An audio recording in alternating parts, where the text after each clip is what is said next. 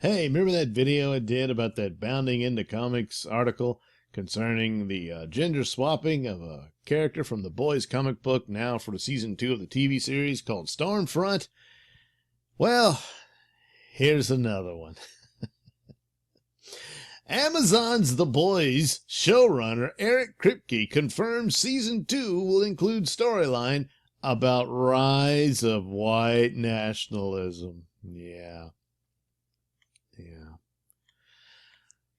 Oh, jeez. So apparently he spoke with Coming Soon back in 2019. So, well, I kind of knew about this for quite a while, huh?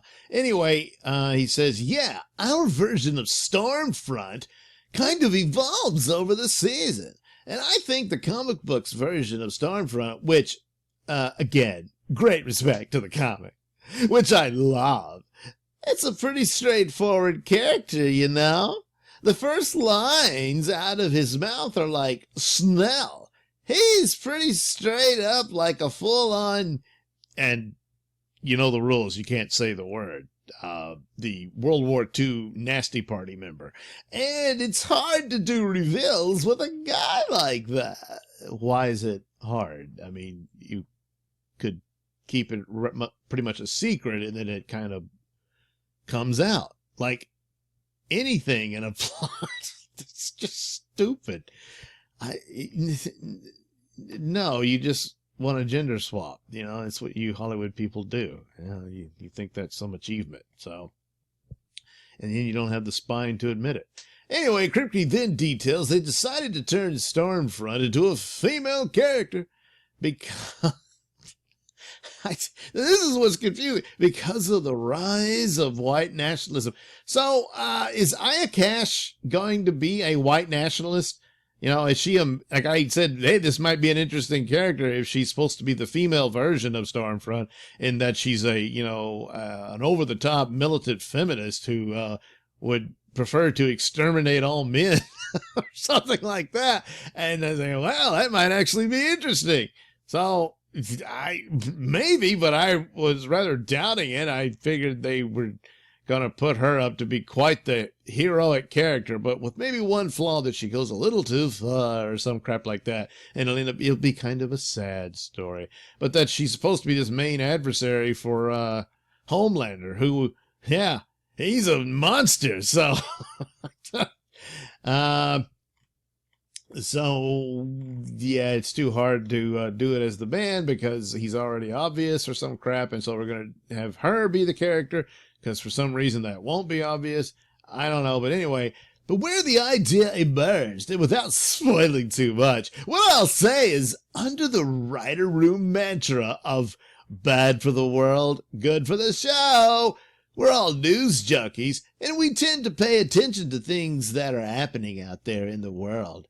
Well, what you want to believe, so you can justify your own bigotries by making anyone you disagree with out to be outright monsters. So, and that's what that's about. But anyway, and how do we use our superheroes as metaphor or propagandist tools for that?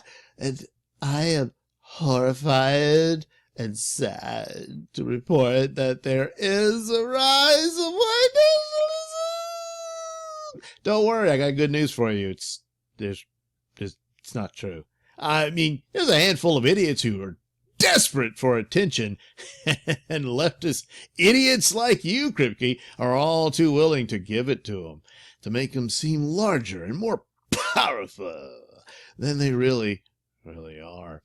And but again, all for the desperate need that you have to justify your own hatreds and bigotries against people you disagree with, so that you can call them monsters like white nationalists. So anyway, he continues, and it's taking a very different form than it took in the 40s. I'll bet, let me guess, it has to be like subliminal. It's so difficult to even see it. It's so clever that even the white nationalists don't even know they're white nationalists. See, he says it takes a very social media savvy trying to attract young men and women for him. Boy, that's a long run. So that's what it is. It's so clever and social media savvy because Kripke just isn't. Yeah, the left can't meme, so therefore, the guy, if you can meme, then you're an evil, nasty white nationalist. And you're attracting young men and women who are just too stupid to know any better. So there you go. That's the problem. That's why his comic book show has to teach them to get back on the right path. Anyway, and so we got really interested in creating a character that could represent that for us. And so, as I would say, it's not the version in the book, but I would say that they have the same rotten soul. So, I guess Aya Cash is going to be a villain. I mean, the costume's all dark and stuff, so I guess she is. But they really pumped her up as being this feminist. Maybe this will be good. I would say, but no, she has to be all about white people, and that's her main mission, is to exterminate all the other races that she deems inferior to her own. I don't know. So, yeah, but. And then, of course, it goes back what she said about it. You know, that she's there to blow up Vault, which is the company that makes all these crazy superheroes. That doesn't really sound like the plot Kripke's describing, so I don't know.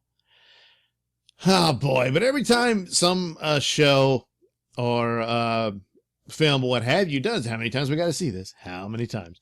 Rather than promoting what the story is basically about, its plot, without actually spoiling everything, the general idea or nothing. Instead, they preach these political sermons, which almost always means they don't have the goods. They don't have a story that's interesting or engaging and no depth to it. And just no ideas. And so they use that to kind of try to shield that. And anybody who doesn't like it, oh boy, you must be white nationalist. And that's kind of how that works. Now, I don't understand why, because they've got source material in the comic book series, which, granted, they took great liberties in some forms with the first season, but also kept a lot of it there. It's a pretty close adaptation in a lot of ways, and it was good. So why did this? I don't know.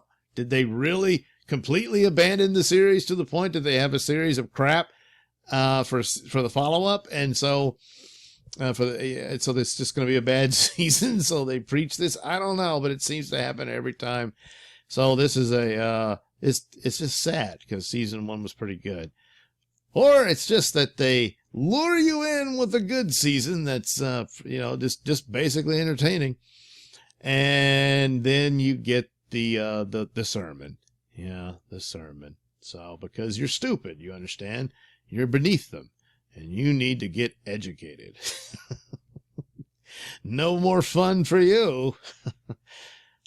Gee, it's too bad, because actually the militant feminist storyline, oh yeah, now that exists.